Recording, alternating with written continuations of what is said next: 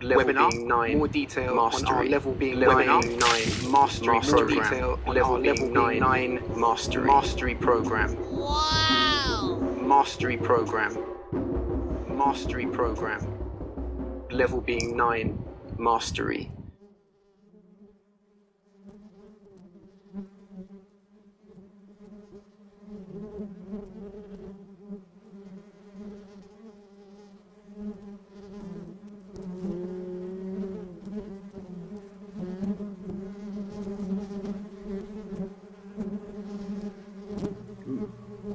Professor Kritsky, welcome to You Learn Naturally Radio.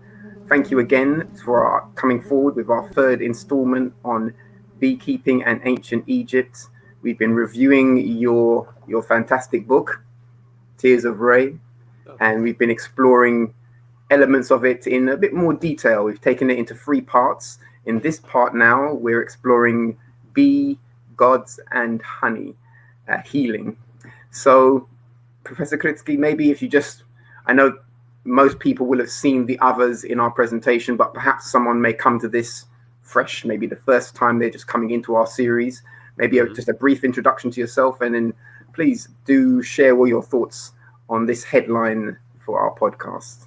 Oh, sure. Certainly. As I'm the Dean of Behavioral and Natural Sciences at Mount St. Joseph University in Cincinnati, Ohio. I've been working on a PhD in entomology, and I love the combination of entomology and history, which is what got me into ancient Egypt in part. I've actually was a Fulbright scholar to Egypt, living there for about 10 months in the early 80s, and I've been back 4 times as part of my research agenda. And in addition to working on honeybees and the history of honeybees and beekeeping, I have another book on the origin of the modern beehive called Quest for the Perfect Hive, both titles published by Oxford University Press. And I also work on other insects that have a history bent, like the 17-year cicadas.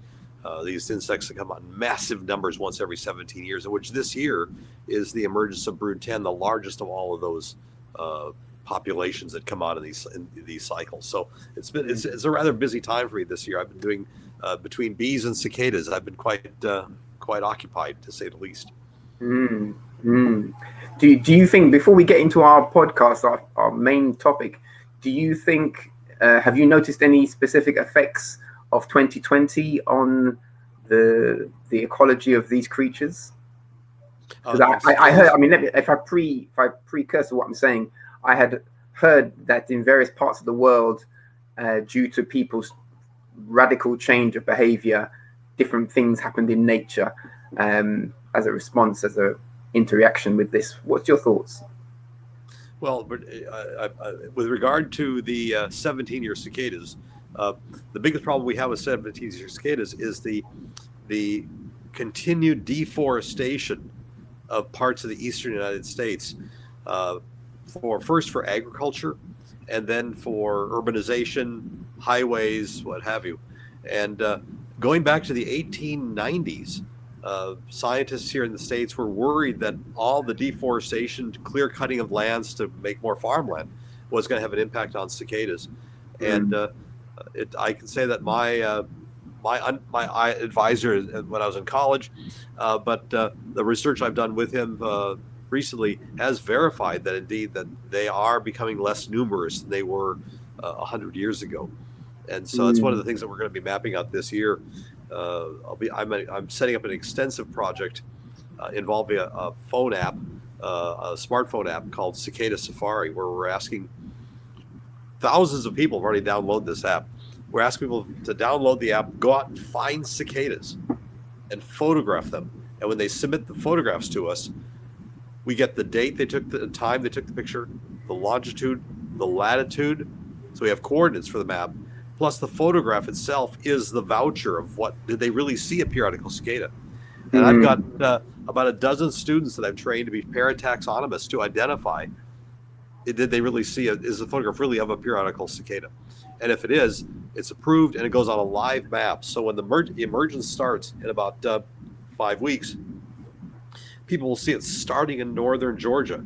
And then as spring progresses, it'll move more and more northward until it exhausts the whole range of Brood 10. And that's rather exciting to see.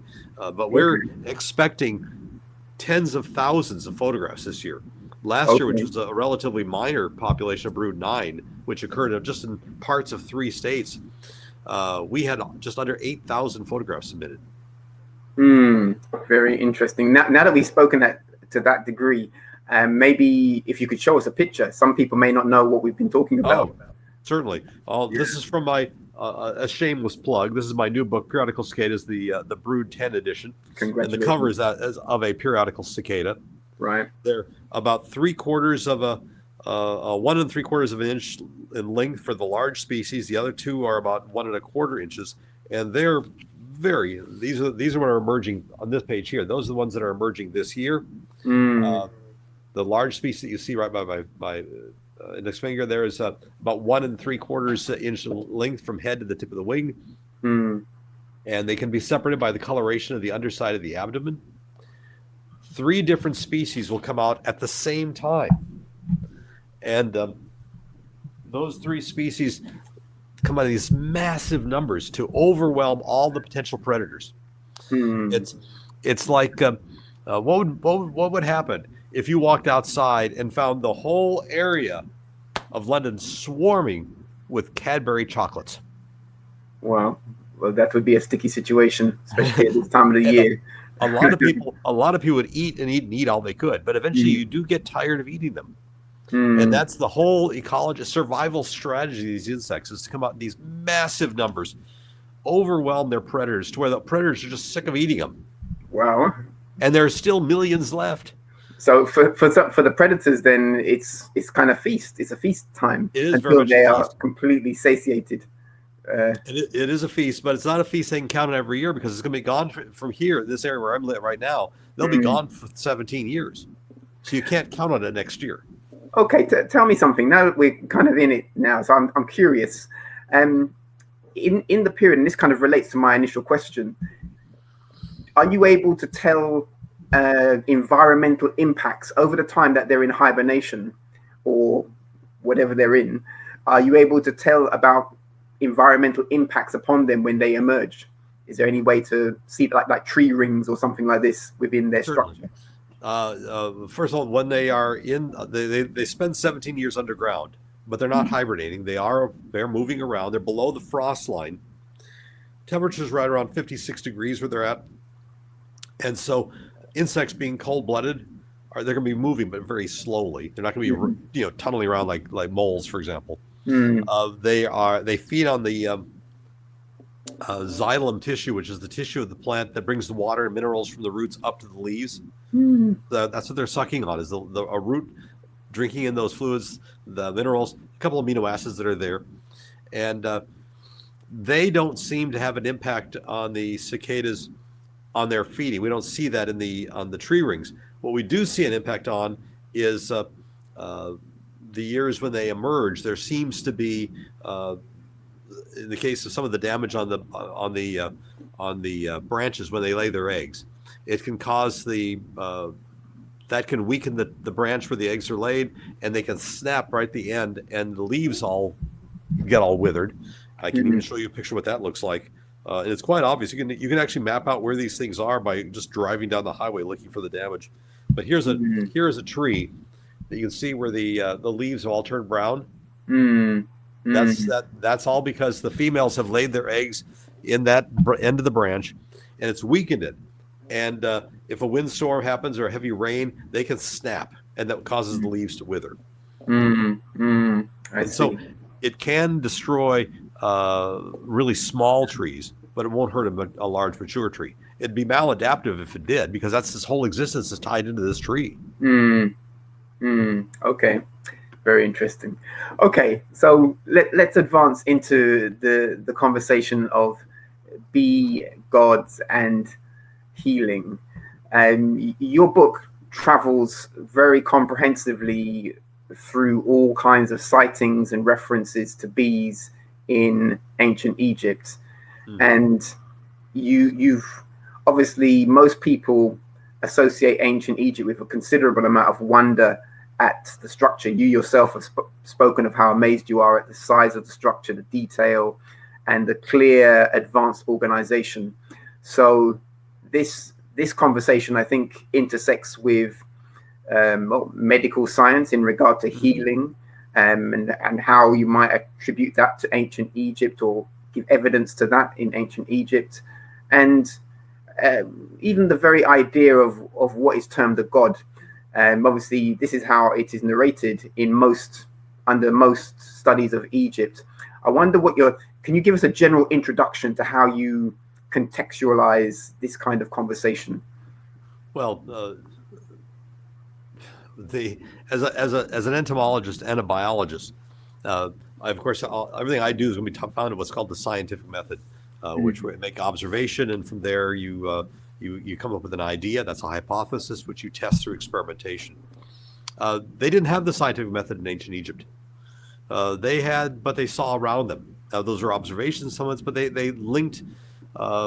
They were keen observers of nature, and they observed animals, and they felt that the action of the animal was indicative of what the god in that animal form would be doing. So, for example, the god Thoth, the ibis-headed god, creator of hieroglyphs, was also the god of healing. And as being the creator of the hieroglyphs, you watch an ibis bird along the banks of the Nile, and they're always dipping their curved bill into the waters. And that's very similar to what you'd expect to see the scribes dipping their pen into the inkwells, and then writing and recording on the papyri and so on. Thus, Thoth is thought to be the record keeper of the gods, whatever, and the god of healing. Others that we have, for example, I've talked about these in the various books. The god Sekhmet could bring pestilence and illness, and again, the association it may not be entirely clear. Just is illustrating that it's not something that's restricted to ancient Egypt. When the cicadas, which is talked about, came out in 1634 in the colonies, the indigenous populations, the Native Americans told the pilgrims that a disease would come after the cicadas, and it did. In reality, what it was is just they all got summer colds and the flu and things like that. But they just made that association. They got the flu other years as well, but there weren't any cicadas to blame. So that association is going to be is not tied to anything real. Okay, so I see, and you're making a clarity between the kind of general observation of basic patterns and a more rigorous scientific method. Right, yeah. And of course, what's going on is what's going on is an attempt of an intelligent people trying to understand the world around them within the frame of reference to which their culture is, and it's not, we still do that today. I mean, we do that. There are COVID-19, for example, and you just look at the news coverage and look at how people are reacting to that. There's the fundamental. It's a virus. It's a coronavirus. We know that kind of information, but other people are looking at it in other ways and attaching politics and religion and activities to all sorts of things related to the disease that may not be scientifically valid. I hear you. I mean, back in 1918, when the Spanish flu is called here in the States, we had 18 million people killed worldwide by this flu, this massive epidemic. And the idea then was it had to be bad air that caused it. They didn't know about a virus. So what did they do? They said, we're going to go outside. So they had in several cities in the United States, and I think it was in Philadelphia in particular, they had thousands of people making a point to go outside while they were sick. And that led to all sorts of respiratory complications. But yet that's what they thought they should be doing. Fortunately for the Egyptians, I think there's that dealing with the role that honey plays in medicine. They made observations and found that honey indeed did have some medicinal value, and we've been able to examine that from using modern scientific techniques and what have you, and find that there is medicinal value to honey. So it's again, it's the experience that's run across. The Egyptians were thought to have the best doctors in the ancient world. When they were conquered by it was the Persians, I think it was. They made it a point to they make sure I get the right the group here. It's been a while since I've looked into this. That when they were well known for having the best doctors in the area, and even if you look at Hippocrates and Galen, they're citing Egyptian writings. When they were when other armies would come in and take over Egypt, they would actually take the Egyptian physicians back to their home countries. So it's brain drain. It's the classic brain drain. Huh? Okay. Probably more of a brain drain. It usually happens accidentally. In this case, it was a brain steal. Okay, well, yeah. Early stages of that. So, and obviously that with what you're saying now is that essentially there's some significant influence on ancient Persian culture, ancient Greek culture regarding their viewing of ancient Egypt as their root for knowledge around healing medicine, science, technology, and other things. While we're here, I think I missed a question before. What made you to choose this cover? How did you come to this cover? Well, I should say that the cover was developed by the cover designers at my good friends at Oxford University Press. Okay. They found a representation of the god Re, which is the cover, and they used the hieroglyph for the honeybee, one of the more elaborate ones that you can find down at Karnak Temple, and then they put it together with the bottom color pattern was typical of the frieze that you see along the ceiling of an Egyptian tomb, and then of course the hieroglyphs in the background to sort of set the stage. Okay. I'm not being a graphic designer. I'm the last person you want to design your cover. No problem. No, that's okay. It's interesting. Okay, cool. So you've explained your sense of how the ancient culture put observations of nature and attributed them to, or what's termed as gods. How do you see the bee in regard to this? What is the relationship of the term bee and God in the ancient culture from your research of the hieroglyphs and the evidence you've seen? Well, the title of the book, as we've talked about before, it being the Tears of Re, the Egyptians believed that bees formed from the tears from the god Re, and that was a gift from the gods. Therefore, the product of bees, honey, must be a gift from the gods, because the gods gave us the bees bring us honey.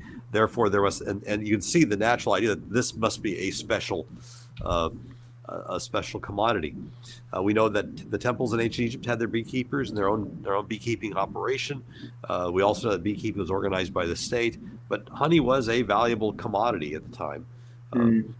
Not just for healing, but even in day-to-day commerce. Prior to the Ptolemies, when the Greeks took over ancient Egypt, Egypt didn't have a sense of a currency, and we find that kind of weird. We've got money that we carry around, or we've got money on our phones that we can pay things with, but there's got to be something tangible somewhere based on labor. In Egypt, they had a barter system. I think we just alluded to this. We alluded to this briefly in a previous episode. But if you were working for someone and you were to be paid a certain amount, let's say of grain, and the person didn't have the grain, they could pay you in beer, they could pay you in linen, they could pay you in honey, they could pay you in beeswax, and then even though now you've got this commodity. Let's say you've got grain, but you want beeswax. What do? You go to someone that's got and you trade them the grain for the beeswax. And what I find amazing, because I don't know, that would not work today. That That would certainly not work today. Yeah, it sounds challenging. Everybody would want to get that better deal, but yet the Mm. society was such that they understood the equivalency of worth. And yes, these 2 bags of grain to be equal to this amount of beer, this amount of linen, this amount of honey, and it worked. And it didn't work once in a while; it worked for centuries. I would add to that they evidently given some insights on the philosophies and some of the guiding principles in the culture. They had an ethical value, I would say, that lends itself to making sure everyone's okay in trading, in everything, rather than just survival of the fittest, perhaps. For example, you've got these wonderful things in England called roundabouts. And my wife and I lived in Cambridge for 7 months while I was on sabbatical there, and they're wonderful structures. They would never work in the United States. I've seen a few of them, and a roundabout without a traffic light to stop traffic and make sure people get in there. As you're right, there's a difference in the culture. Now, basically, everybody in England and the UK, they're used to them, and there's a sense of how there's a protocol that you follow, but they just wouldn't work here. Even though if we had better roundabout systems, you wouldn't be stopping and waiting. Your fuel usage wouldn't be as great. You wouldn't have to put much pollutant in the air. When you talk about, they have this ethical, not to suggest that my countrymen are not ethical per se, but to say that there's it's such a large area that we don't have that like barter systems wouldn't necessarily work for us. I don't think roundabouts would work for us by the same reason. I hear you. Everyone wants to be there first. And I just see people just going up. Now, I'm sure that happens to some roundabouts in England as well. But we're pretty good. I mean, now you mention it, generally, where people complain about how people behave at roundabouts, but I would say, generally it's pretty stable, a stable form. Now we're in that subject about commodity, and we positioned. The culture has shown its high value for bees and bee products. And is there a comparison to other commodities in the ancient culture? Can you say that the bees products were of a higher value than most others, all others, or is it in the middle somewhere? Is there any sense of this? Well, there was a wonderful book written by one of the Egyptologists at the Brooklyn Museum of Art.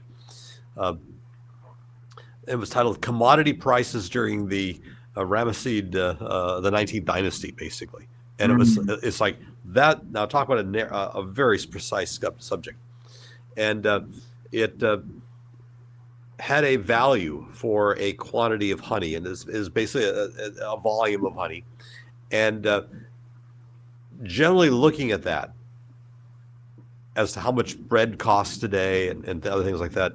Honey has about the same value then as it had now. We do know that it got inflated, that over the course of a century, it inflated from one dynasty to the next.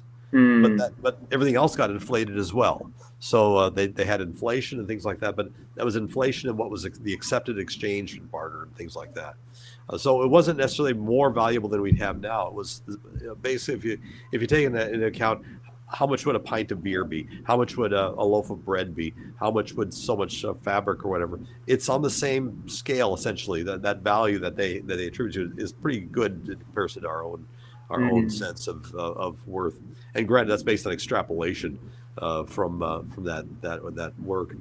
But it wasn't prized like it is more valuable then than it is now. Okay. And regarding the medicinal properties of honey, obviously you're very aware of what that is. How is it evidenced that in ancient Egypt, in Kemet, they had that knowledge? Where are your key reference points for this? Well, the reference points come from a series of papyri that actually give essentially the recipes for pharmacological concoctions or practices that you need to do. So, for example, a bad cut. You would treat a bad cut by rubbing honey on it. And they would do that. And let's face it, if you tried something and it didn't work, you wouldn't keep trying it. There is a self-correcting process. We know now that honey it doesn't spoil on the shelf. And that's because the water content is such that if you put if bacteria gets into it, it literally the honey will draw the water out of the bacterium, killing it. So it's got really good antibacterial properties. It allows for good oxygen exchange. It's sticky, so it can close up the wound a little bit if it's a minor cut. It might be sticky, but you can put wrapping around that if you want to keep that. There was and this using honey for cuts and wounds continued well after ancient Egypt. And it's I don't want to call it a folk recipe, but it's pretty good. We now know that honey can be just as effective for helping coughs in young children, not too young, because you can't give honey to kids under the age of 1 or so, because of the possibility for it to grow bacteria. You will find that there. I don't want to name a brand out there. I don't want to get you or me in trouble by accusing it, but that it can be just as effective at curing coughs in adolescent children as it can as cough syrup. Are you able to name some of those reference points, some of the sites, the particular papyri or locations for those? Yeah, let's see. Some of the papyri that we're looking at. Probably one of the best is the what's referred to as the Kahun papyrus, which dates from the Middle Kingdom, and it's one of the oldest of the medical journals. I'll back up a little bit.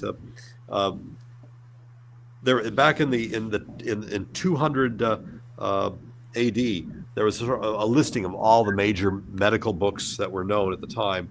Clement of Alexandria did this, and he enumerated 42 books of Egyptian books of human knowledge, and of those 42 books, 6 dealt with medicine. So they wrote this. They had a good literature of this point. Books of human knowledge. Yeah, I'm just trying to drill down into how they're perceiving these things, because let's look at medicine. There were 6 books on the major books that Clement listed on medical knowledge. One was on anatomy, another book on disease, another book on doctors' tools, another book on remedies, a book specializing in the diseases of the eye, and another book focused on gynecology. Wow. And this is all books derived from ancient Egypt that were referenced in a later time by scholars of those days. Yeah. Now it turns out, unfortunately for us, the books they've all been destroyed. The big fire in Alexandria destroyed a lot of knowledge, but they've not lasted. But we do have references to those books, not only in Clement's work, but also in pieces that have been found. I mentioned the Kahun papyrus, which is dates back to the Middle Kingdom. That had significant sections of the part on gynecology. And another important one is the Ebers papyrus, which covered essentially general medicine. And of the Ebers papyrus, it's really cool about this one. There are 900 treatments listed in the Ebers papyrus, and honey is mentioned in over 500 of those treatments. Okay, that's interesting. Do you have I don't think it's in your book, but do you have a list of that? Is there a place where that is itemized? There are references in the book that take you to that describe some of the listings, and you can actually get the listings. And in fact, some of the translations they're available as PDFs online for at no charge. they're not well learned. They don't have they don't start with this is what you take for A, B, C, D. Here's this listing, and they'll have them grouped like for problems with the eye. They'll have a whole series of these things listed. And if you look at the 900 or so of these, about a little more than half involve honey. And the honey is going to be necessary to do two things. It's if it's something they're going to be taking internally, it's going to make horrible tasting stuff taste better. It was Mary Poppins said a spoonful of sugar. Well, I think the Egyptians believed a spoonful of honey helped the medicine go down. And also because of its sticky nature, it could allow ingredients to stick together. Now they didn't, they thought that was useful. It tastes good and it stuck together, but it also is antibacterial, so it might make it have a longer shelf life for a while, depending on what they were mixing it together. They also, in addition to honey, there was also a few references to beeswax. Indeed, they about 13% of the recipes in the Hearst papyrus that's been found. And they're called that because that's the people who bought it, and it's now in their collections or whatever. Those use beeswax. They mentioned beeswax, and beeswax was also used as a binder. It's sticky. We used beeswax is involved with the caustic painting, for example, to make the pigments stick on the linen and what have you. But you could also use beeswax as a adhesive for bandages. So you impregnate beeswax and linen, and now it'll stay on the wound. Interesting. It was also considered beeswax was also considered a major ingredient for diseases of the stomach and gut. So they had some situation where they're eating the beeswax as well?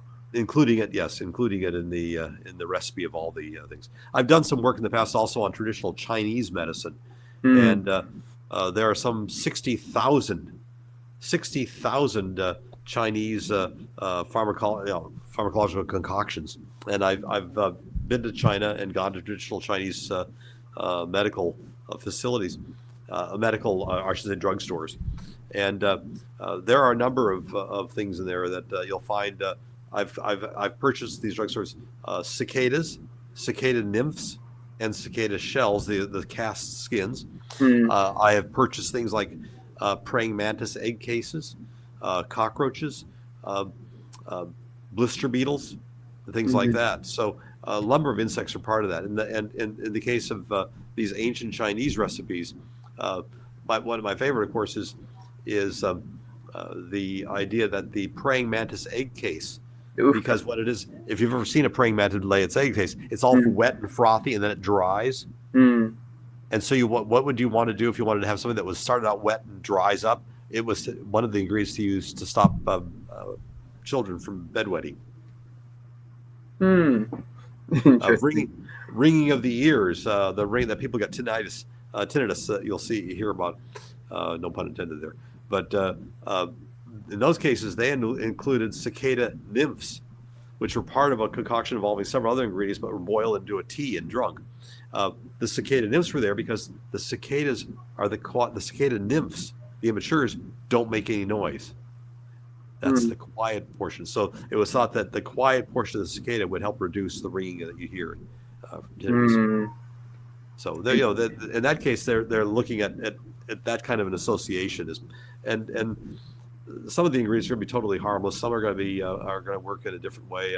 The bedwetting in children also involved using ginkgo seeds, and if you ever smelled the ginkgo seed, it's quite unpleasant. And you, in addition to including the praying mantis egg cases, you also included ginkgo seeds. And this thing must have tasted horrible. And you gave it to the youngster for 5 nights, and if they didn't stop wetting the bed, you'd increase the number of ginkgo seeds. Wow! And it's like it sounds like a good incentive. That's it. When I was back in the 50s and 60s, I remember I never sucked my thumb like some kids do, but some kids did. They had this sort of like astringent material that they'd sort of place all over the thumb to make it taste horrible, and to keep the kid to try to stop them from sucking their thumbs. I don't know if they still do that or not, but it's the same idea. Okay. Very, very interesting. So Hmm.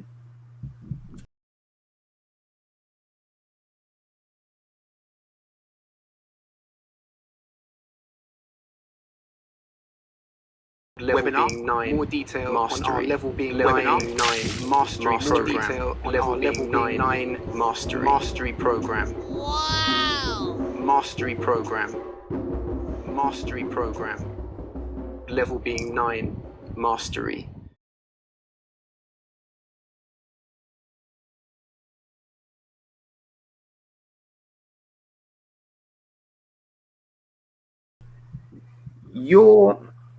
Those papers, you mentioned that they go by the name of the one who's found them. I wonder if you could just qualify do they have original names that you also are aware of, or places that they're found?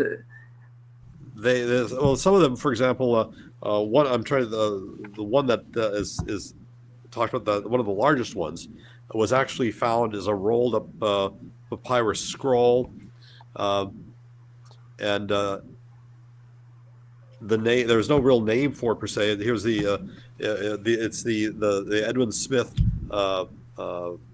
purchased the George Evers papyrus, and it was originally found in the legs of between the legs of a mummy in the tomb. And the tombs that it was found is in the same vicinity where the tomb of Pabasa and the tomb of Angkor were buried, and they are two. They have those two tombs have beekeeping scenes in them, and it was thought that the mummy may have been a physician, and they wanted to bring the healing power with him to the afterlife.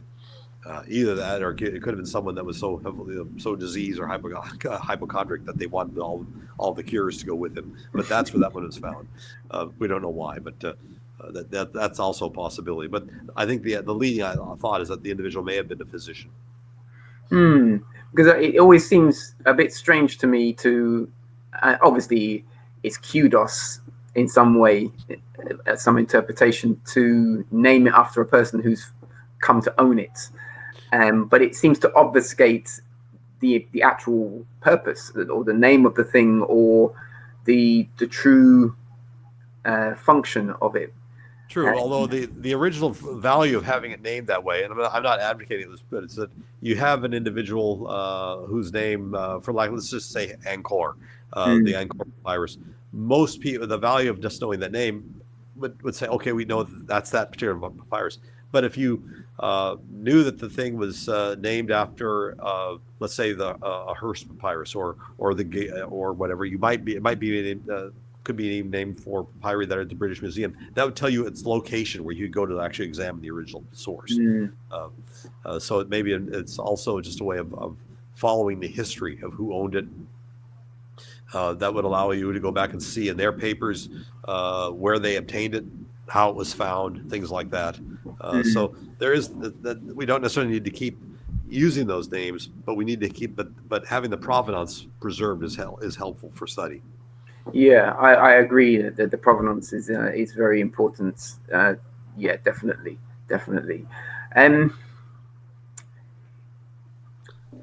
The term, I'm going to return to an earlier point, because this term, the title for our conversation today is Be Gods and Healing. The term God, I think, is possibly confusing. And I wonder what you think about the idea that just as in modern medical science, many words are linked to Greek, to Latin culture, and they use mythological terms quite liberally across the science domain. And in that way, in attaching some ideas to that, it helps the practitioner today, like in modern science, in the scientific method. It seems to help practitioners get another way to perceive the dynamic. Would you agree with that, or do you think that's a fair point? I'm not sure I followed where you're going with that, but we are limited by our language, and our language has history, and using that consistency in terminology can be helpful in that. but I'm not following where we're. Well, what I mean, okay, let me try and be clearer. What I mean is that there are terms that are used that link to classic Greek mythology throughout modern science. There are words that are legacy words, but the words are owned and used, and they continue to be taught to new people. So it's accepted, and I think there's some kind of utility that's still there for that. But when we look at ancient Egypt, the terms that are used where one would say this god did this, or this god is associated with that plant, or this way of doing things, I'm wondering why it's not the same thing. Why not view the ancient material as more as principles? Because the term, putting it into a religious space, seems to take away from something, I think. Whereas modern science hasn't done that with the current terms. We've removed the mythology, religious ideas away from it, and it just functions as words that are useful to know things about knowledge, to know about knowing. Have I made it clearer, or have I made it more? No, I'm not sure. I mean, it has to do with the fundamental nature of science versus the fundamental nature of history versus theology and mythology. We name our planets after myths. The study that our forms of study, like biology, bios, the study of life, ology, the knowledge of. Those all have root words. I think a lot of these, the fact that we've lost the Egyptian words is mostly because of world history, with the dominance of ancient Greece and the dominance of ancient Rome, and the foundation they had in the origin of our languages. If you, one of my favorite places to go read obscure things is the Oxford English Dictionary, and their history of where words come from and when they were first used in that way, and so on. Oftentimes you find yourself going back to some of these ancient languages. And so a lot of that has, I think, some of the loss of the Egyptian words, which I think is what you're trying to get at, and the Egyptian links. I think it's a result primarily of just the history of, by this time Egypt is part of Greece, and then it's part of Rome, and then it eventually, its language didn't form the foundation of our modern languages. Coptic is still spoken. The ancient Egyptian language was Coptic, and so that doesn't have as large of a base as the Latin Greek foundational language that we have today. Okay. Well, thank you for just indulging me with that. I mean, I think it's important to touch that area, because it's the gel between the terms be, God, and healing, and obviously the scientific knowledge, and what I think are sometimes very powerful metaphors into it. For example, that very opening one about the tears of Re, placing the bee and the bee's products in an exalted place, in a high place, and then seeing it used practically, documented in ancient Egyptian medical text.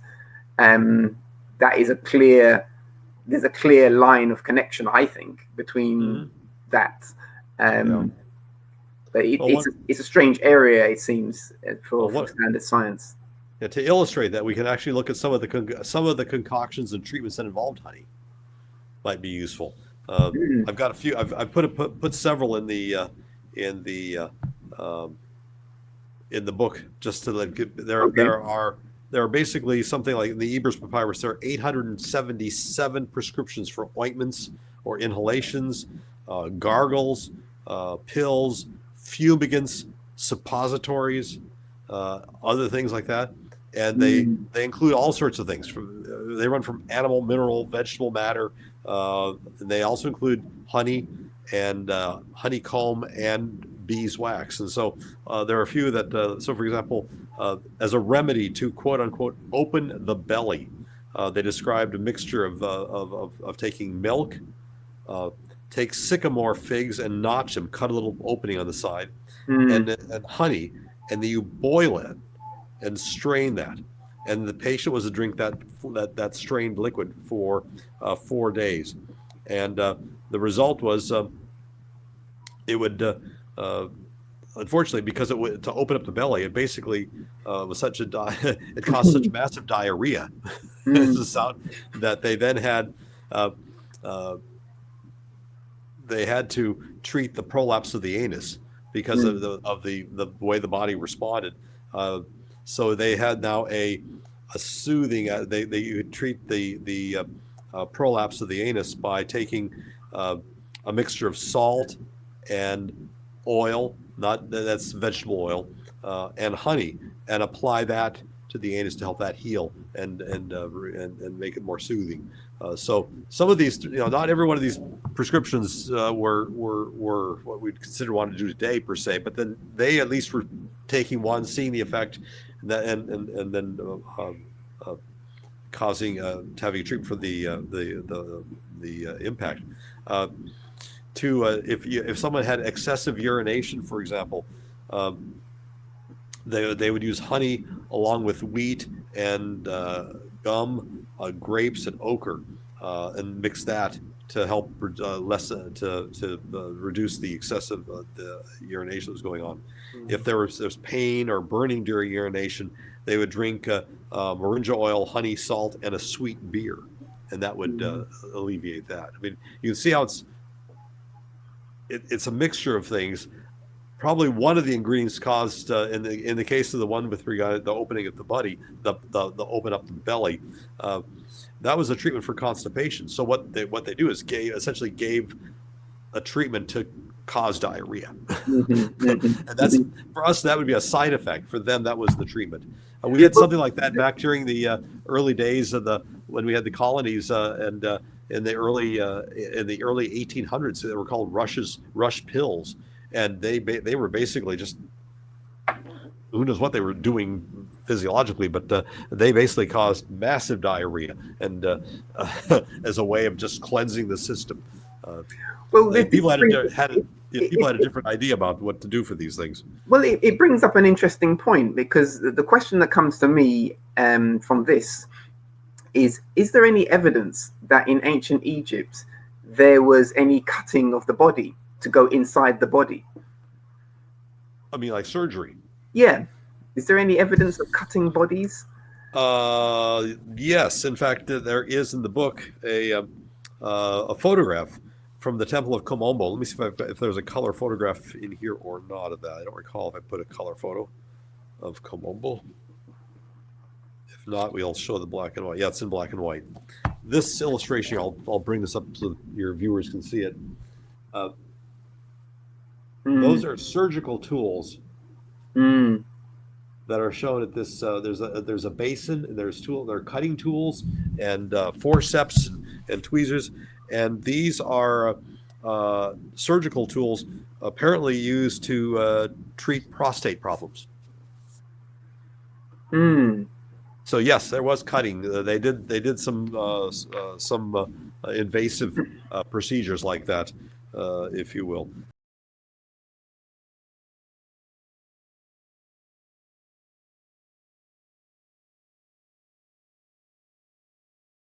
Webinar being 9, more detail mastery. On our level being webinar 9, mastery program. Level being 9, mastery program. Wow! Mastery program.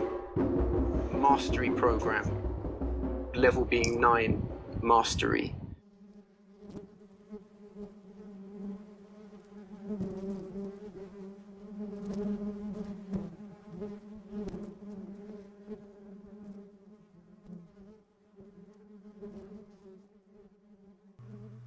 Yeah, thank you. Yeah, certainly. Now, getting back to your idea about how this might relate to the gods per se, a lot of times these concoctions that were used were accompanied by spells, and so there was a magical significance that was thought to be along to play as well. So before you quote what you're quoting, or you go into this, I wonder if you could just put a context to this, because obviously that term, people have different ideas of what's being spoken about there. How do you interpret the language that is a spell? How do you interpret this? Okay, how it is used in this case, and this that's probably the best example to treat roundworm. What we think is probably roundworm.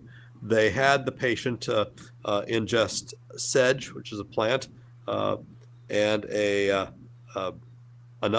couple of plants that was then cooked in honey. And when given to the patient, the doctor would have an incantation to the gods to help reduce the fatigue caused by the parasite, asking the god to help destroy the infection. And so it was not just they didn't rely solely on just the pharmacological. They used that to in much cases of how obviously that did that have an effect. We know that it certainly could have a positive psychological effect. Mm. Would you relate it something like a prayer then? You could. It was not so. Yeah, you could say it was like a prayer, probably an incantation. It was a summoning. It was requesting the gods to be involved with the healing of that roundworm infection. Did they know it was roundworm? They have a name for it, but they're not. Whether it was they were aware of the causal agent or not, it's not necessarily important. They were treating a symptom, and they were asking or with the spell asking the gods to help, which could be thought by the patient to be quite positive and could lead to a much more positive outlook and looking and feeling better as well. Interesting. Okay, so are there more of those incantations, utterances?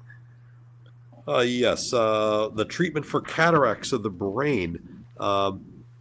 That involved taking the brain of a tortoise, the tortoise is a turtle that lives on land, not in water, and combined with honey, and they used it to salve as an ointment to put on the eyes, and while that occurred, they would have a magical spell was recited over and over as they administered that concoction. If there was a significant discharge, pus like whatever coming from the eyes, the tortoise brain honey mixture would be combined by a statue, a small amulet that would be ground up. And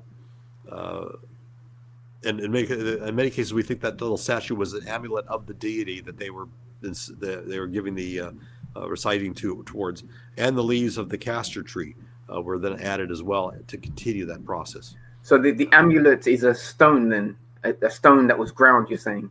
It's not. It could have been stone. In many cases, it's essentially it's made from baked clay, and then glazed, and you can crush it pretty easily. They're not. Then there at the British Museum, there are whole walls of these amulets. They're quite intricate, really quite fascinating. I recall on my visit to Egypt that they're still making those things that can be broken very easily. Yes. I've got a few. I've got a few behind me here and upstairs in my travels. I've been able to accumulate a few. So I mean, on a maybe on a practical level, perhaps like for example, some soil, some chalk, some minerals are within these things, and perhaps there was some sense of this. It's quite possible, although there is a branch of medicine called psychosomatic medicine. Yeah, I agree with that. Which I've actually talked to colleagues who are medical. I'm not a medical doctor, but they've talked about how that unless it's a broken limb or cancer or something with a bacterial infection or a viral infection, things like that. If some people come in and they complain of something that they can find, and in this, no one can figure out what's wrong, what is happening.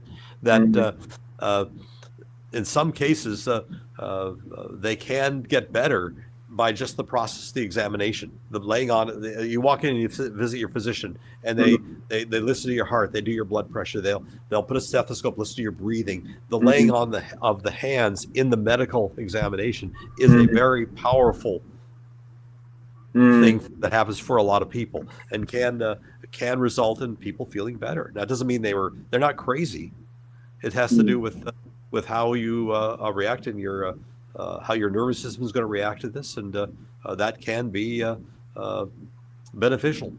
Yeah, I'm aware of this this body of science, and on another perhaps practical level, there is something for being cared for, and the general sense of well-being for this, especially if the person caring for you is highly knowledgeable and has empathy, then the whole of that setup is going to help. Most people who are not feeling well should feel a little better just to know that. So.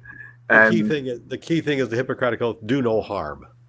Now that is a very serious thing. Do no harm. And indeed, if the real worry in today's world is if you rely too much on that, and people stop what we know are viable treatments that work, that's doing harm. So that's there. And I read a manuscript a while back. I'm not going to go into the details about the manuscript, but they talked about how the manuscript attributed how honey was able to help a cancer victim.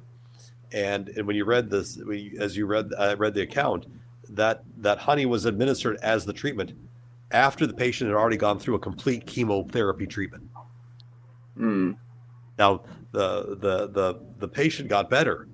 The author claimed it was the honey, but yet a chemotherapy treatment that's been successful in a lot of other people is probably what contributed quite a bit. But they chose that. So there is the concern. You don't want people to deny themselves the treatment that's necessary. It's an interesting question though, because that whole maxim of do no harm, and I would just caveat that with do no harm knowingly, because people can do harm and not know they're doing harm and mean to be doing good, and that can happen throughout. Well, that has happened throughout the whole development of knowledge, the whole journey of getting to know things better is strewn with people doing things that were harmful and then realizing and then adapting to that. So it's a funny, it's a probing statement, a pursuit, I think. To do no harm. It's a very challenging idea. The reason I was asking about the cutting is because I was exploring the idea. I was thinking through the idea of trying to avoid cutting, because if you have to cut into a body, then there is an idea that you can that there may be ways to heal without that direct intrusion. So if you have a way of some treatment that can bring out things, that would be preferable if it was possible, if it works. So I was curious as to maybe whether that was part of a holistic type of approach that ancient Egypt took on. But you've got evidence there for tools, and I'm interested. You've got evidence, you said, for prostate cancer, prostate problems. They don't identify per se as to what the cause for, but and again, it's very superficial. You've got a basin, you've got forceps, there's saw, there's cutting tools, things like that, and all part of the as part of the relief, as I say, it's I was there actually with a urologist who was when I was taking a group of students and friends of the museum on a tour of Egypt. One was the urologist that was present. He was fascinated, just taking lots of photographs and asking our interpreter and me all sorts of questions about what was going on here. And it's a link, because that's the study of, in his case, for him, that was a going back to the beginning of the science, which he is now part of. It's part of that history. It doesn't mean we want to go back necessarily and figure out what they were doing in all cases per se, but it's part of the steps that led to where we are today. And that's right. And that was what he was finding totally just fascinating in the process. There are there's even some a variety of other treatments. There are treatments of for example, dentistry in ancient Egypt incorporated honey for a lot of treatments. It turns out, interestingly enough, the ancient Egyptians had fewer dental cavities than people living today. And of course, it's pretty obvious. Other than they did treat that with honey because of the abscesses, what have you. But that's probably related to the fact that there was less no refined sugar products. They're not chewing gum. They're not. That may have been contributing even more to the fact that in this case they had fewer cavities than we did, than we do now on average. So it has to do more in that case with the way they lived and what their diet was and so on. You've in your citing of the position of honey in medical treatments, and you've got quite some detail there. You've got some statistics about the proportion inside of which honey is used. Are there any other patterns that you have picked up from your analysis of the sightings of honey in science from ancient Egypt? Are there any particular things that was very interesting to you? Well, just the sheer number of things. It was 500 plus concoctions was really quite startling. The honey being used as a medicinal has been used, by lots of people.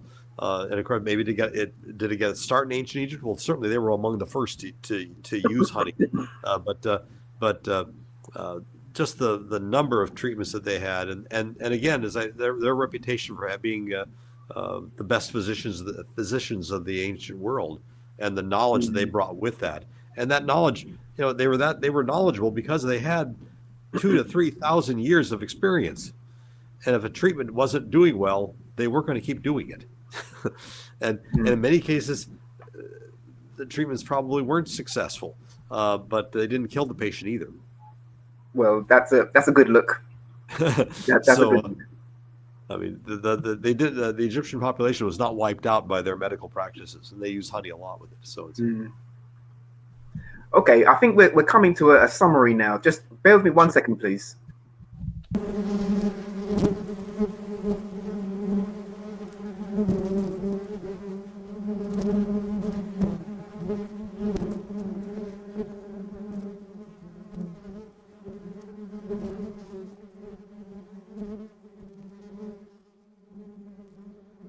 Level being 9, more detail mastery. On our level being level 9, mastery program. Level being 9, mastery program. Wow! Mastery program. Level being 9, mastery.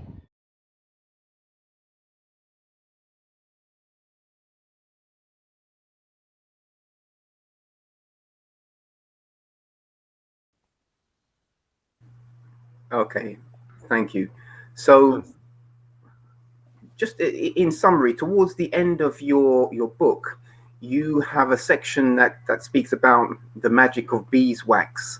I wonder if we could just touch a bit more on that, and then your book kind of summarizes into the afterlife and beekeeping. And if you could sort of bring us into the clarities and the insights that you found around these two things, please. Oh, certainly. Well, beeswax was an amazing commodity for the ancient Egyptians, and that's in part because I remember we're talking about, as you've been to Egypt. It gets warm there.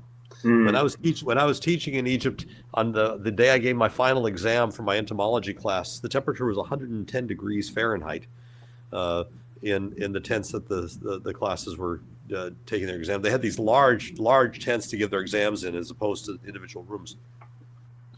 And so beeswax was something that's rather interesting. A beeswax figurine, there are several in the book, if placed in full sunlight, would slowly start to glisten and melt due to the sunlight. It could be as a material. It could be molded and sculpted into figurines of the sons of Horus, which protected a lot of the organs in the afterlife and so on. You could also take beeswax and you could make it into a figurine of a dangerous animal or of someone you didn't like. And if that was the case, you could burn it. And when it burned with an extremely bright light. Anybody who uses beeswax candles knows. But what's more important, it doesn't leave any ash. Mm. And so if you had an enemy or you wanted to vanquish something or whatever the figurine you're going to destroy would destroy it, and there was nothing left. That was a very important aspect of the magic of beeswax in that sense. Mm. What's the chemical situation for this? What's the reason for that? Well, the reason is that beeswax as a material has a very low melting point, and so it just placed in the hot sunlight will cause it to start to melt. And I mean the burning without trace. There's not a lot of unlike some of the some plant matter, it's not going to leave an ash. So all of the material in beeswax is destroyed in the heating process, and so it's not going to leave any kind of residue when it was done. And that was very important. You don't want something left of your enemy, and so that phenomenon was very important. Mm. Do you know? I mean, not to drill too far into the point, but do you know what it turns into when you burn it? What gases it transforms? Well, you'll get it's going to be using oxygen, the combustion of that. You're going to be getting off some carbon dioxide. There'll be probably some water as well, water vapor given off. But I don't know because offhand, off the top of my head, I don't know the chemical constituents of what happens when you combust honey. Okay, well, it's a curious point to me because it seems like as you put it in the term of something mystical in that way, the phenomenon of that is a mystical thing to see something burn like that, and I can imagine how impressive that would be. But I like to see. I like to try and follow through the metaphor that might be behind some of these things, and that idea of disappearance. And obviously, in standard science, we know things change from one form to another. So I would like to think that ancient Egypt knew that as well, that things change from one form to another. And then it makes me curious then as to what they think is changing into. Like, is you've made this thing, you've put it through heat, and it's changed from this form into another form, which obviously seems invisible or different or disappeared or empty. Gone. Yeah, and I think the metaphor, it is gone. You want to get rid of an enemy, that's what you can do. In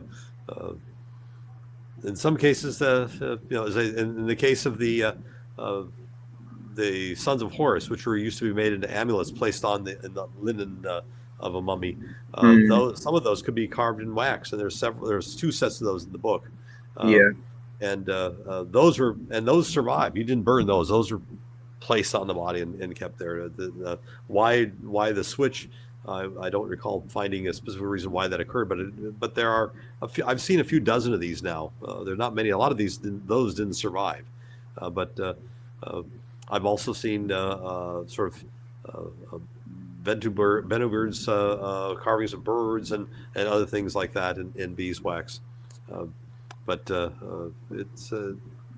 So what makes the wax to keep then in a situation where it's been kept preserved? What makes it to stay preserved in such a long time? It's a wonderful commodity. You're not going to find a lot of things eating it per se. That's important. It's easily sculpted, easily molded.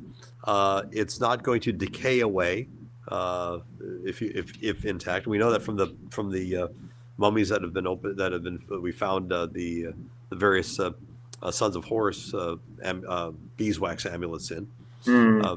Unlike things like if it's, I'm trying to think of some of the examples where where you might, some of them do get malformed. I've seen several at the at museums that are sort of scrunched and whatever, and in the process of once they've been placed on the mummy, they literally get destroyed in the wrapping process. So that's not surprising that they don't seem to hold their form, but they can be destroyed. They're malleable still, but they're not going to decay away. They're not going to dry away. That's one of the cool things about it. So it does imply a lot of care. If you make a thing like that, it does imply that you intend or you hope that there's going to be some care for it, right? Because it can be damaged, and if you've not destroyed it, then obviously you may want to keep it like that. So it's interesting. The major thing is that wax is insoluble in water. So if it got wet, it's not going to rot. In fact, the beeswax is being mostly a lipid, which is insoluble in water, is going to give it a sense of. So if indeed there should be if the mummy should get wet, and I've been to tombs where there's clearly evidence of moisture having gotten into the tomb. That's not going to cause it to get wet, soggy, and decay away, and what have you, and introduce other things. That's a valuable aspect of it as well. Okay, and you I think you were going to talk about your sense of how they take this into the afterlife then. Right. Well, when you talk about the afterlife, the last chapter is referred to the afterlife of beekeeping in ancient Egypt. That's basically a discussion of traditional beekeeping today in Egypt. A lot of these practices that we've been talking about, keeping bees in hollow tubes stacked like logs, is still practiced today in parts of ancient in parts of modern Egypt. It's sadly becoming, I say sadly because I love ancient techniques and technologies, as do you, obviously, as well as we wouldn't have these conversations. I think we're down to just a few thousand hives left in Egypt proper. Just 30, 40 years ago, there were probably a million of these traditional hives. But again, bringing in the techniques of modern beekeeping with the box hive and things, that's been replacing a lot of these traditional beekeeping techniques. These hives are fabulous to examine. I'll show you viewers a couple of these because they're just quite. I just was astonished when I remember seeing them the first time. We've got reliefs of what they look like, but here's an example of a beehive. I recall this picture. It is a stunning wall, and to imagine that is a wall of bees. Tell me something. How would the honeybee harvest? How would this be maintained? How do you think that was maintained? I met with a lot of traditional beekeepers when I was living there, and I've got illustrations of this. They have a whole series of specialized tools. I have one in my collection. There's a photograph. It's called the Sadaf, and it's a long metal handle with a flat blade at the end. You can see what the blade looked like. And that was they would actually, the beekeeper would take that tool, and he would take the cap off of the end of that tube, and it was really quite amazing to see. You can see here's an example.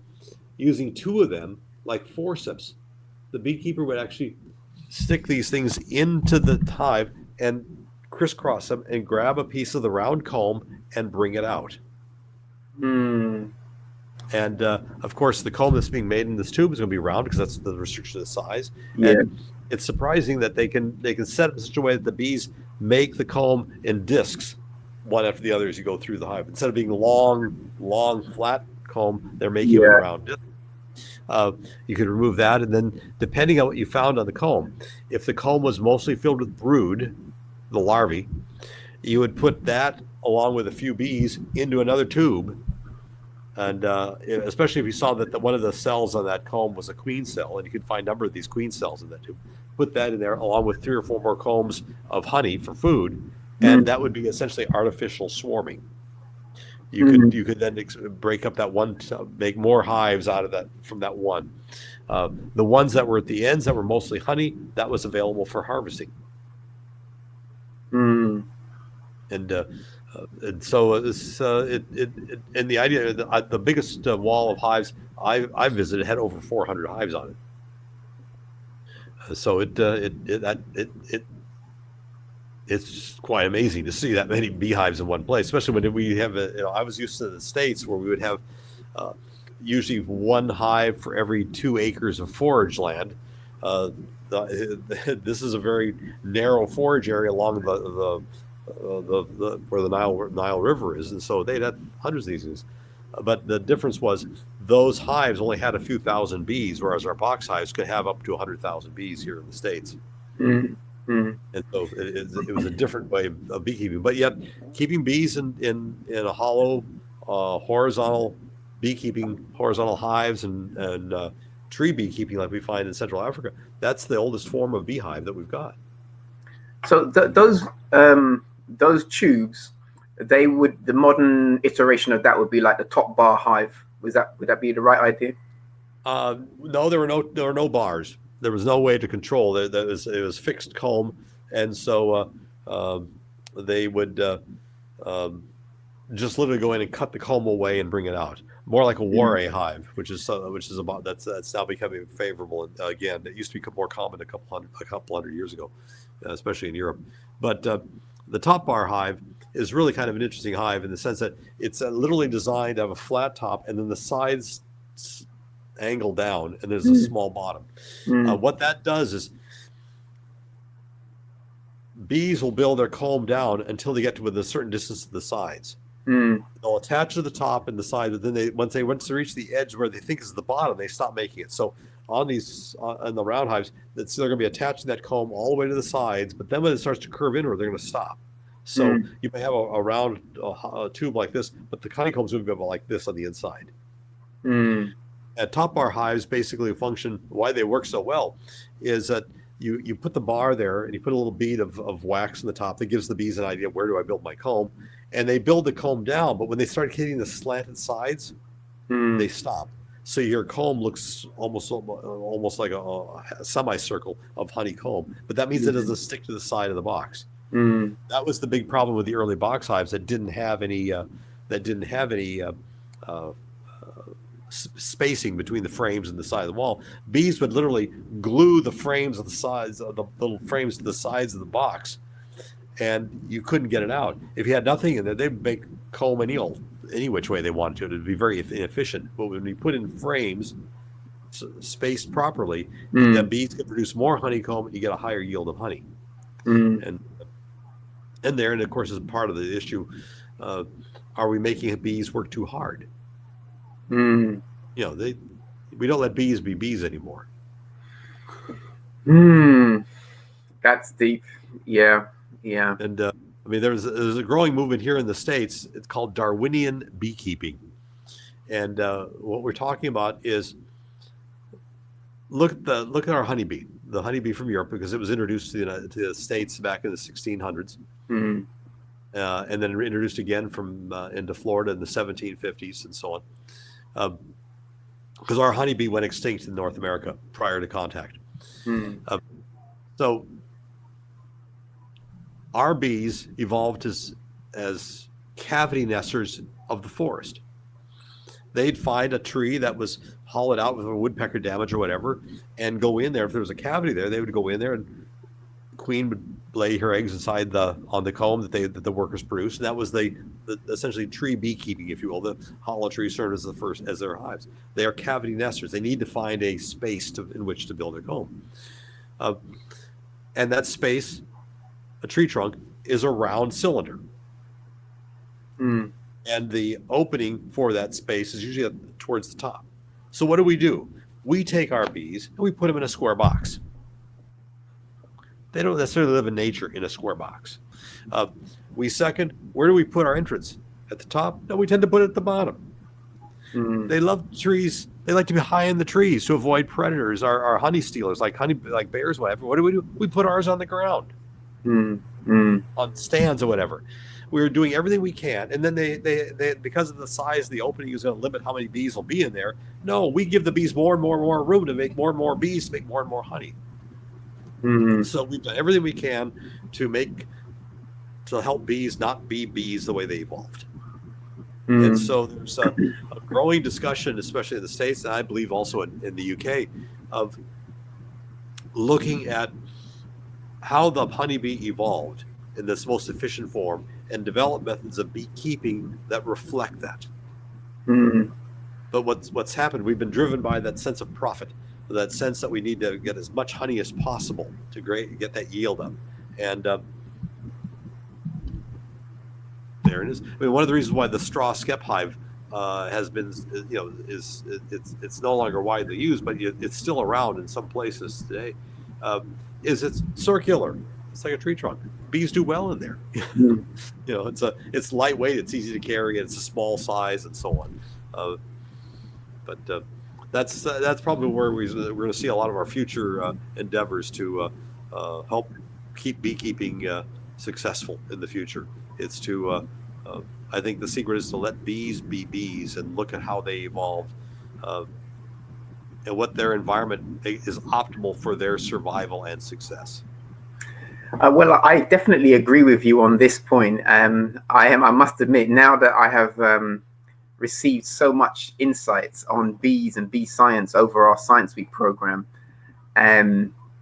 it amazes me the great extent to which beekeepers intervene into the life of bees. My most recent insights, I mean, I know you know these things, but as I've said, our organization is coming into the beekeeping practice, and we're opening our knowledge base with this Science Week program. But the whole business of artificial insemination and breeding programs, which are national programs for every region, has instituted policies around the breeding of bees. This seems to be the height of intrusion, and what it's made me to wonder. For example, I wonder what you think about this. And the idea, I was told that sometimes bees are artificially inseminated and then essentially knocked out with CO or some other thing, so that they don't do the mating flights and they just live on if they produce more. And this kind of thing, to me, is possibly a very precarious. Maybe this is part of why we're in a situation with bee health, apparently. Because if you take away that fundamental mechanism for let's say the most dynamic creatures to naturally find each other and produce new colonies, and I don't know that people have quite that wisdom or technique, although it seems to me every country seems to have a belief that they can produce better bees than bees can produce better bees. And I'm now wondering how that can turn around, especially given that, as you said, agriculture is dependent on this. That you mentioned that, a good portion, if a beekeeper has 1,000 hives, more than half of that will probably be moved around to help pollinate plants. So given this we're kind of entrapped in a certain way. It seems like we're locked into a position where we need the bees, and we making intrusions into how they live. What's your general thoughts about this, especially because this is your domain completely for studies?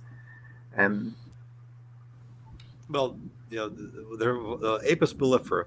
There are a variety of subspecies or varieties that we know, and this moving bees around goes back to the time of the ancient Assyrians. There's a relief that talk about about getting bees from the mountains and bringing them down for introducing beekeeping in a new area.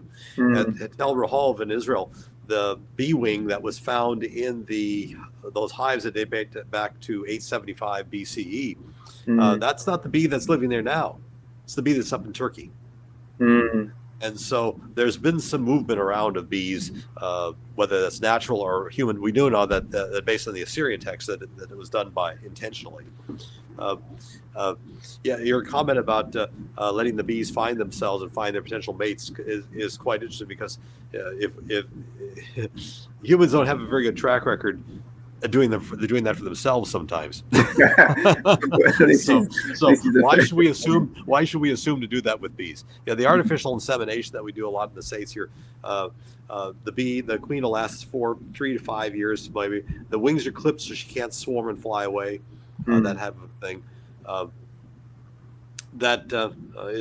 It's rough, but in nature that bee could live a little longer if she was permitted to go on to do it on her own. But it varies. It's I'm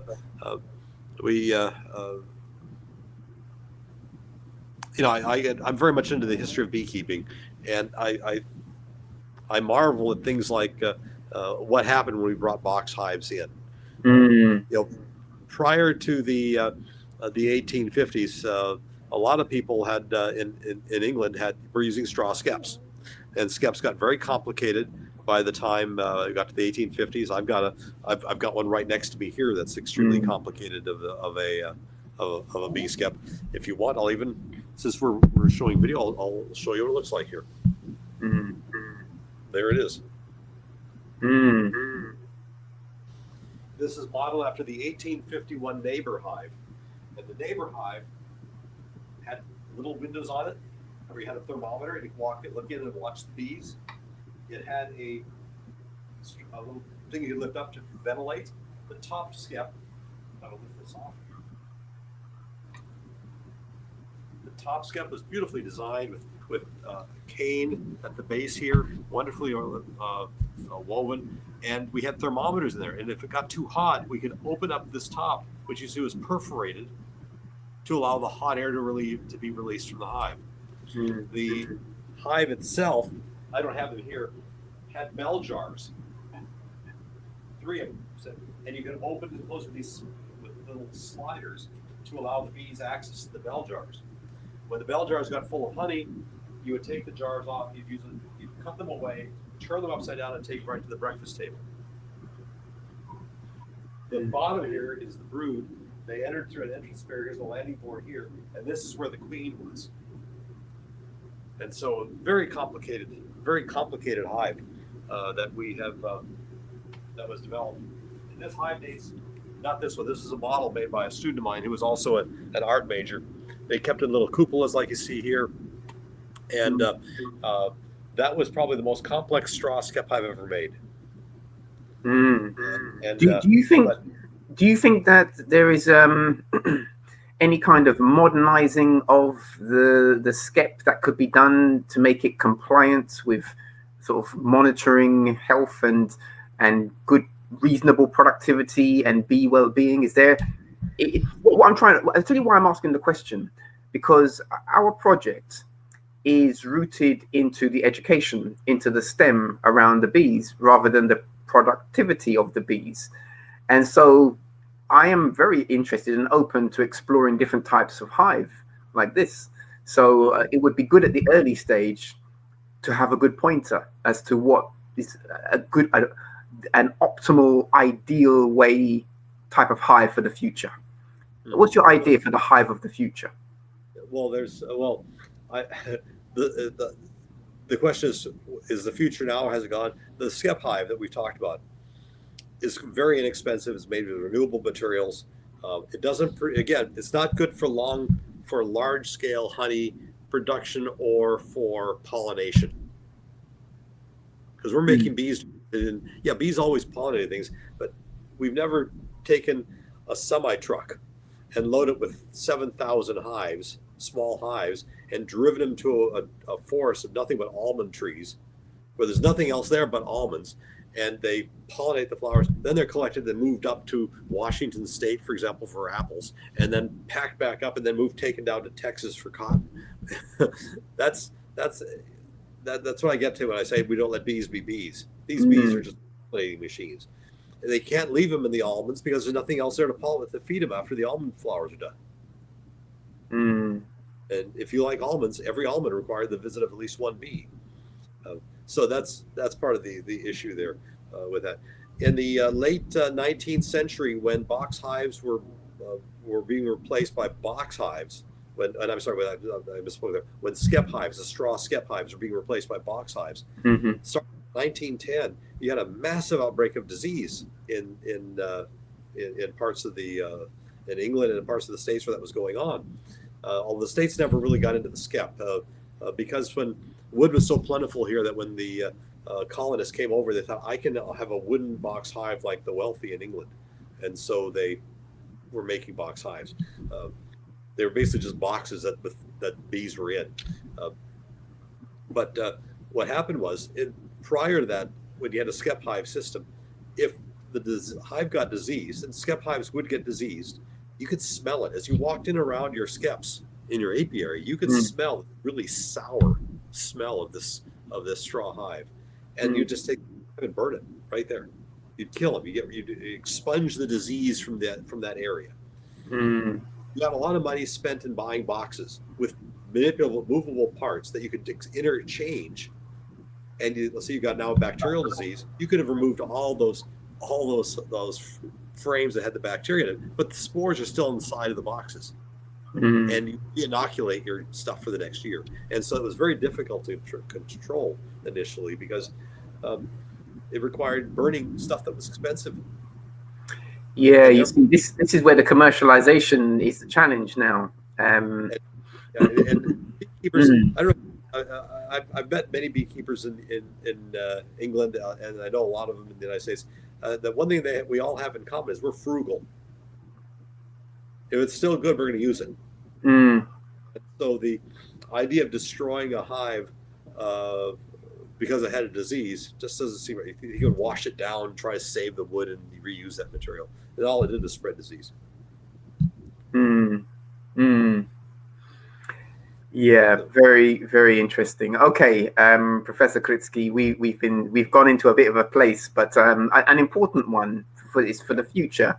As you said, the afterlife of beekeeping is the future of beekeeping, and it's something I'm interested in how we can approach that from an educational point of view. And this is why I'm very pleased to have your expertise, your insight, and the other ones that have shared insights with us. Is there anything you want to say in summary to this conversation and the whole set of presentations we've done?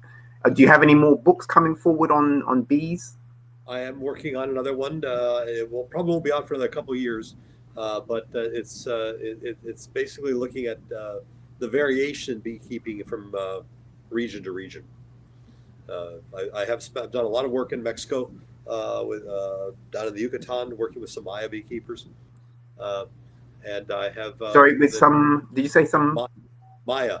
The Maya beekeepers.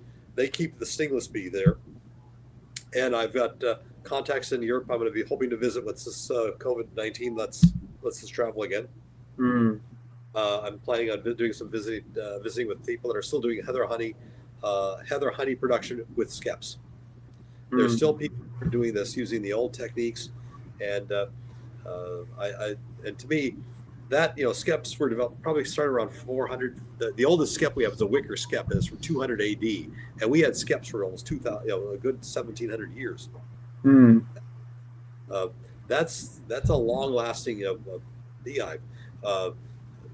Box hives have been around going back to the 1600s, but but the skep was always around at the time. So the key is what can we learn from these ancient technologies and apply them in a way that might help beekeeping today.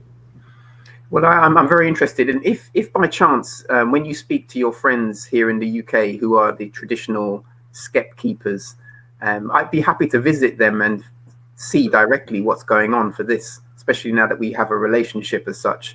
So I'd be happy for you to introduce me to any one of them to see, because that reference point, I've not come across it yet. I've now spoken to a whole world of people and nobody is talking about this. I have seen some ones talk about making it, but it seems very niche and very nouveau, very very, very specialist. Almost decorative garden sort of thing.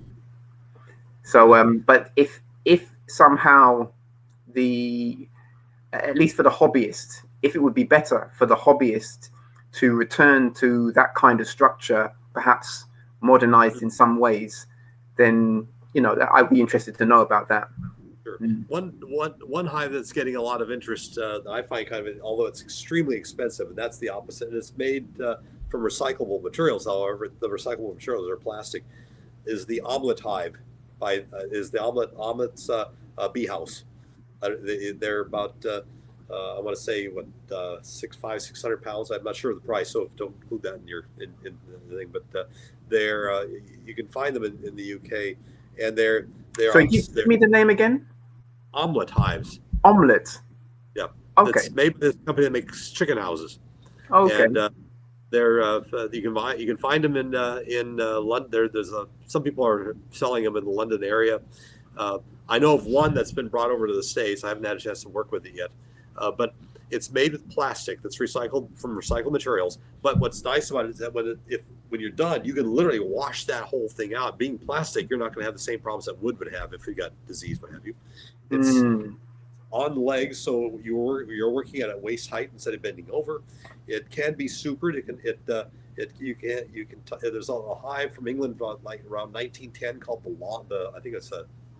Dartington long hive, and you can literally put a divider in it, and this side could be one hive, this side could be the other hive, or you can have a spacer and just have it empty, just have a longer one, or you can have, and then if you divide it in half, you have supers that you can stack, and they're really small supers, and all you do when you're ready to harvest is take off the frame and just cut the waxway and put it in the tray, let it drip for a few hours, and then turn it over and do the other side, and you get all the honey very easily. And it's designed for the hobby. It's not necessarily a replacement for all the hives that you'd see with commercial operations, but it's designed to encourage people to have a beehive in their backyard, on their roof if they're living in a complex.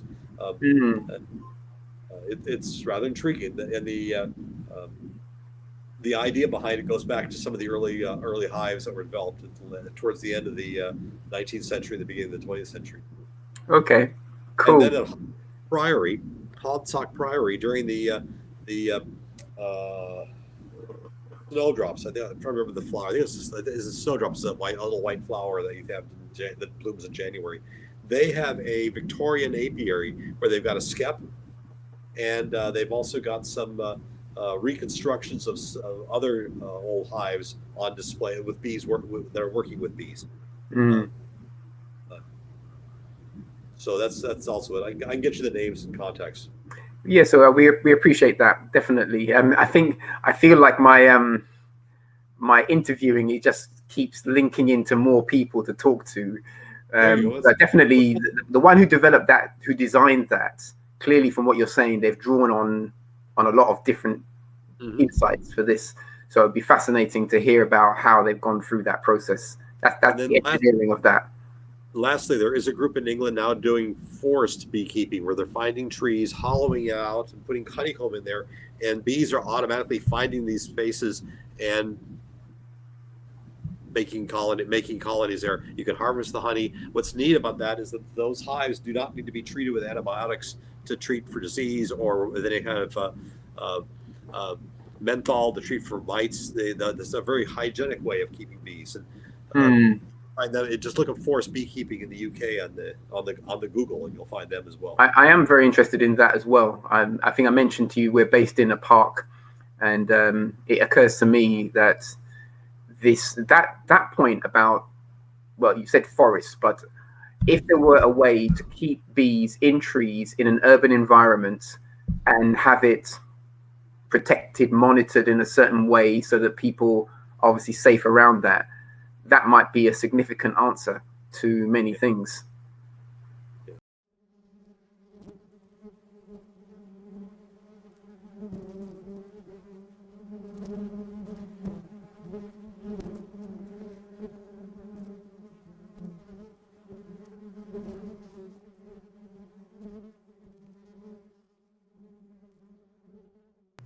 But next year for Science Week, let me know. We can talk about the history of beehives.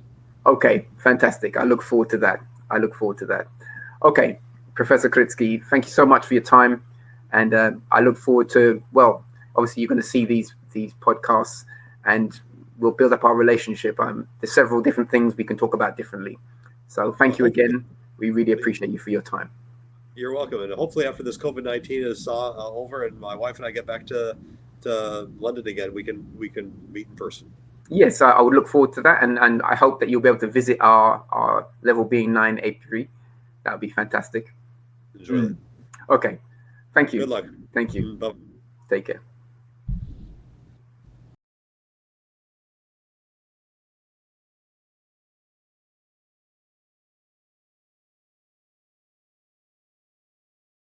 Webinar being 9, more detail mastery, on our level being webinar 9 mastery program, level being 9 mastery program. Wow! Mastery program,